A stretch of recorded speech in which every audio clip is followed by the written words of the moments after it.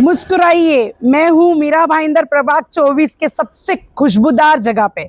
मेरे पीछे है डंपिंग ग्राउंड, जो मीरा भाईंदर का नैसर्गिक नहीं, मीरा भाईंदर के टेंडरों का पहाड़ है, भ्रष्टाचार का पहाड़ है, कचरों का पहाड़ है। नमस्कार दोस्तों, इस वक्त हम मौजूद हैं ये जो कि उत्तन में है। यहाँ पे आप देख सकते हैं हमारे पीछे और आगे दोनों साइड देख सकते हैं डंपिंग ग्राउंड है, जो कि मीरा भाईंदर का नरक कहा जाता है।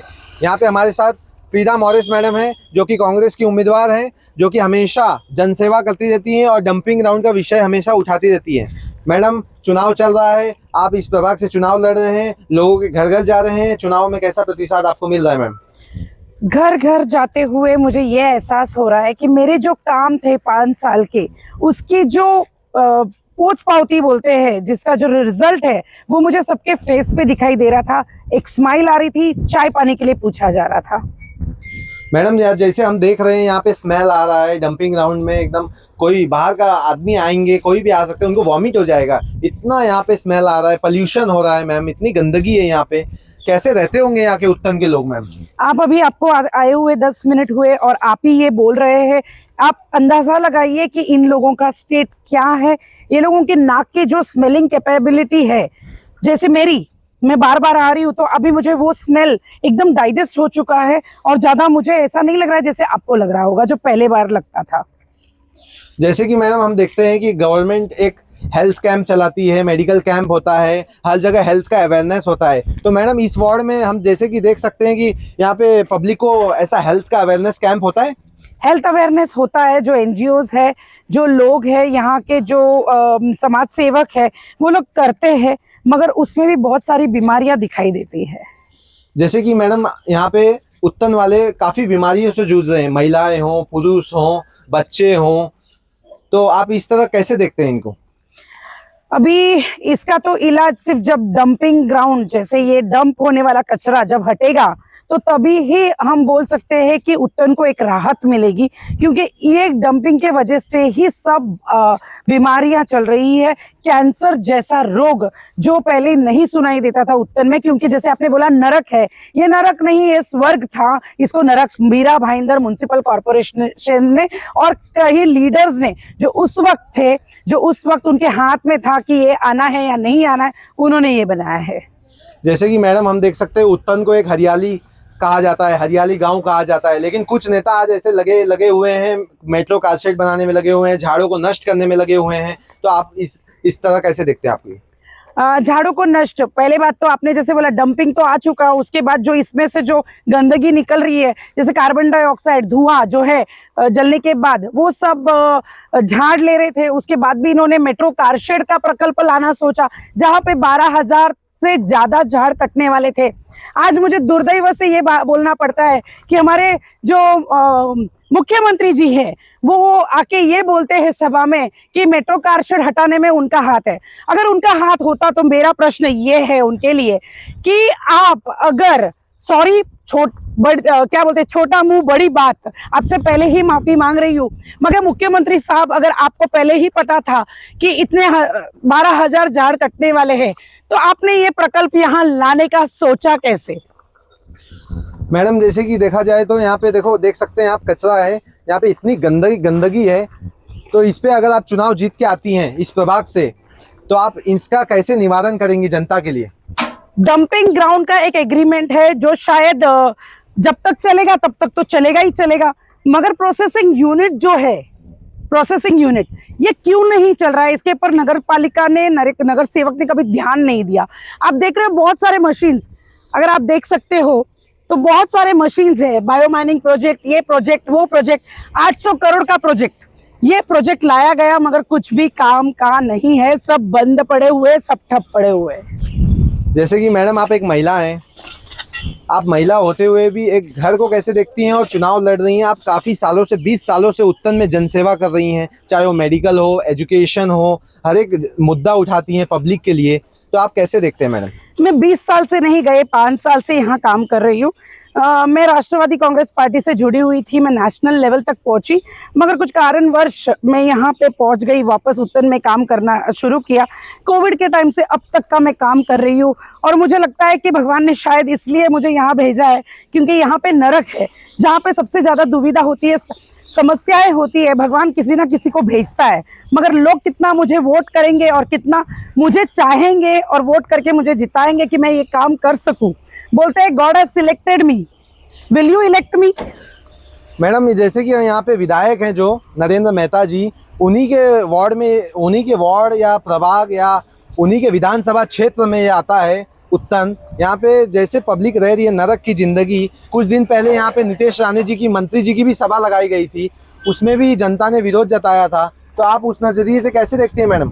आमदार साहब को मैं पूछना चाहती हूँ, आप विधानसभा जीतने के बाद आप आमदार बने, उसके पहले 5 वर्ष थे, उसके बाद गीता जैन मैडम आई, 5 वर्ष आपने लिया, आपने क्या किया? आप अभी 1 साल से आए भी नहीं। और जो रितेश राणे साहब आए, क्या धमकी देने आए हमारे लोगों को, मच्छीमार लोगों को धमकी देने आए कि आप मतदान नहीं करोगे? तो मतलब आप मतदान का प्रचार करने आए थे वहां, आप मच्छीमारों से मिलने नहीं मगर प्रचार करने कि हमारे कैंडिडेट्स को जिता के दो, ये बोलने आए थे नितेश राणे साहब। मैडम, यहाँ पे जैसे कि जो उत्तन के भूमिपुत्र हैं, यहाँ पे मार्केट की सबसे बड़ी समस्या है, इसको आप किस तरह देखती हैं मैडम? सबसे बड़ा इश्यू जो है वो भूमिपुत्र, जैसे आपने कहा कि ये लोग भूमिपुत्र है और इनके लिए मीरा भाईंदर में कोई जगह ही नहीं है। नायगांव जाना पड़ता है, क्रॉफर्ड मार्केट जाना पड़ता है। तो हमारे जो मच्छीमार महिलाएं हैं वो क्यों इतना लंबा जाए? मीरा भाईंदर में क्या जगह कम है? इनके प्रोजेक्ट्स के लिए ही वो सब जगह है या बिल्डर्स के बिल्डिंग को बनाने के लिए ही जगह है? तो फिर हमको एक मार्केट चाहिए। और हमारा जो उत्तन का मार्केट है जो कई सालों से ठप पड़ा हुआ है, जो कंडीशन इतनी खराब है कि मच्छीमार महिला अंदर नहीं बैठ रहे, बाहर बैठ रहे हैं, तो उनके लिए एटलीस्ट रेनोवेशन होना चाहिए था, वो भी नहीं हो रहे।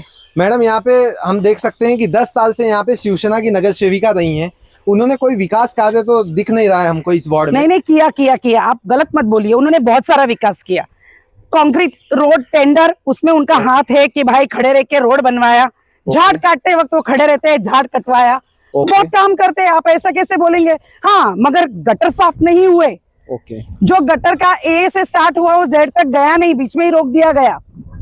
काम किए उन्होंने, मगर उनका घर कैसे चलता है वो उनको पूछना चाहिए कि इसी काम से आपका घर चलता है क्या?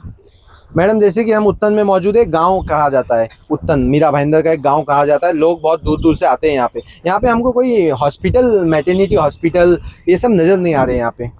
तो ये सवाल तो हमारे आमदार को पूछना चाहिए।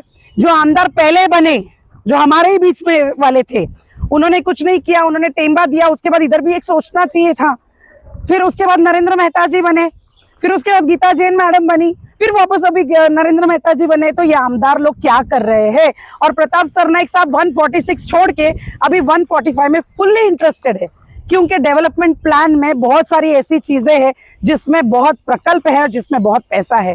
तो ये लोग पैसा भी उतना ही खर्च कर रहे हैं कि उनके धनुष्यबाण के 3 कैंडिडेट जिता के लेके आए। मैडम, आप अगर इस बार नगर सेविका बनती हैं तो आपका प्रभाग में सबसे पहला काम और आपका उत्तन के विजन के लिए क्या, उत्तन का विजन आपने क्या सोचा है इस प्रभाग की महिलाओं के लिए, इस महिलाओं के युवती के लिए, इस महिलाओं के लिए आपने क्या सोचा है? ऐसा सिर्फ महिला नहीं, बच्चे भी हैं, यूथ भी है, बहुत सारे ऐसे काम है जो मैंने सोच रखे हैं, मगर आपके माध्यम से मैं ये नहीं बोलना चाहती, क्योंकि ये फिर बाद में लोग बोलेंगे ये नहीं हुआ, वो नहीं हुआ।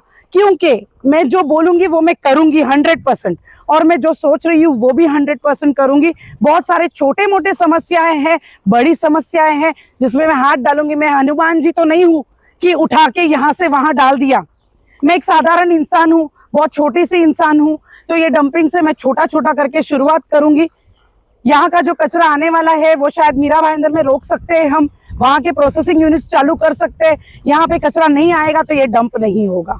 मैडम, उत्तन एक टैंकर माफियाओं के लिए भी फेमस है, तो टैंकर माफिया के लिए आपने बहुत आवाज़ उठाया है, हमने देखा है सोशल मीडिया के थ्रू। तो आप टैंकर माफिया के लिए आपने क्या कहना चाहेंगी इस पर? आपके माध्यम से मेरे लोगों को ये बताना चाहती हूँ कि कलेक्टर ऑर्डर है कि यहाँ से पानी बाहर नहीं जाना चाहिए, मगर क्या ये कलेक्टर ऑर्डर फॉलो किया जाता है? हमारे आमदार कर रहे हैं, हमारे तहसीलदार कर रहे हैं, हमारे तलाटी कर रहे हैं क्या? ये ऑर्डर नहीं कर रहे, फॉलो नहीं कर रहे, तो मैं क्या करूंगी? मैं जैसे नगर सेवक बनती हूँ वैसे इसको फॉलो करने के लिए पीछे लग जाऊंगी। मैडम जैसे कि आपके प्रभाग 24 में यहाँ पे बच्चे लोग हैं, महिलाएं हैं, लेकिन यहाँ पे गार्डन अच्छी नहीं है, गार्डन ही नहीं है यहाँ पे वॉकिंग के लिए, सुबह जॉगिंग के लिए, बच्चों को खेलने के लिए।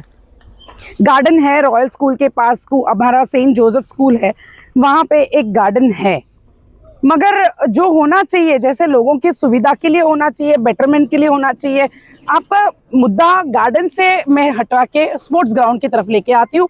मेरे यूथ को एक स्पोर्ट्स ग्राउंड तक यहाँ ना आमदार दे सके, ना खासदार से दे सके, ना नगर सेवक दे सके, ना कोई दे सके, जबकि पूरा उत्तन खाली पड़ा है। इनके अलग अलग प्रोजेक्ट्स इनको लाने हैं, मगर हमारे यूथ के लिए एक स्पोर्ट्स ग्राउंड जो उनको हेल्दी रखे वो तक यहाँ नहीं है, तो उस पर मैं काम करूँ। लेकिन मैडम हमारे नज़र में ऐसा है कि वेस्ट में एक स्पोर्ट्स कॉम्प्लेक्स बन रहा है जो कि मीरा भाईंदर के विधायक नरेंद्र मेहता द्वारा बनाया जा रहा है।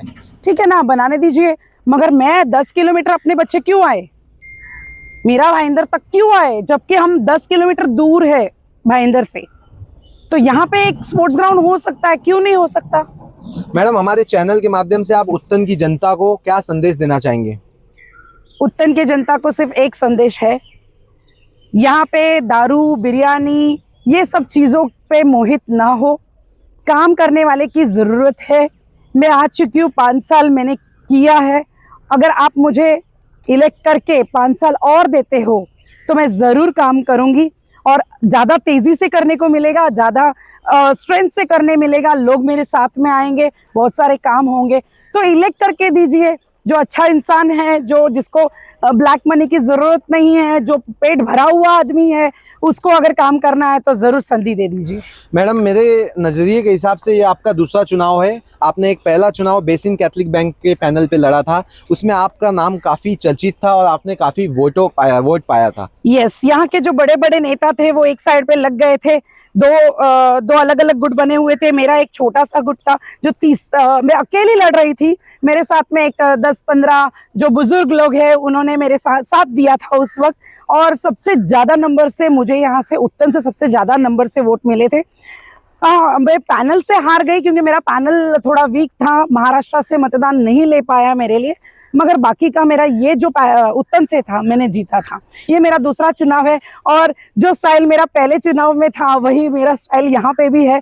मैं ना किसी को दारू दे रही हूँ, ना किसी को बिरयानी खिला रही हूँ। जो मेरे कार्यकर्ता है वो ऑफिस में ही खाना बना के खाते हैं, छोटा मोटा बैनर और साइकिल्स और टेम्पो यही सब चल रहे, बाकी कुछ नहीं है। जैसे कि मैडम हम देख सकते हैं विधानसभा चुनाव में यहाँ पे पूर्व विधायक स्वर्गीय गिलबर्ट मेंडोसा जी पे आपने एफआईआर किया था, उसके बारे में जरा स्पष्टीकरण देंगे आप? भगवान उनके आत्मा को शांति दे, आज वो इस दुनिया में नहीं है। उन्होंने एक स्टेटमेंट यूज किया था जब विचारे साहब का इलेक्शन था, ये मेरे पे नहीं मगर विचारे साहब जो खासदार माजी खासदार है शिवसेना के, उनके ऊपर एक्चुअली उनके ऊपर हुआ अन्याय मैंने अपने पर ले लिया था उस वक्त, और मेरे को उन्होंने जो गिलबर्ट मेंडोसा सर है उन्होंने मुझे एक गंदी जो चीज़ है, जैसे इसको आमदार खासदार लगते हैं, ये बोलने के लिए भी आज शर्म आती है, मगर उन्होंने ये चीज़ बोली थी और वो मुझे कहीं ना कहीं हर्ट हुई थी, और वो हर्ट के वजह से मैंने 11 दिन लगातार पुलिस स्टेशन डीजी तक में गई हूँ, director general of police DGP तक जाके मैंने एफआईआर रजिस्टर की थी, मगर विचारे साहब ने एक बार भी मुझे पूछा नहीं कि ये सब हुआ मेरे वजह से हुआ तो क्या कोई मदद लगेगी क्या।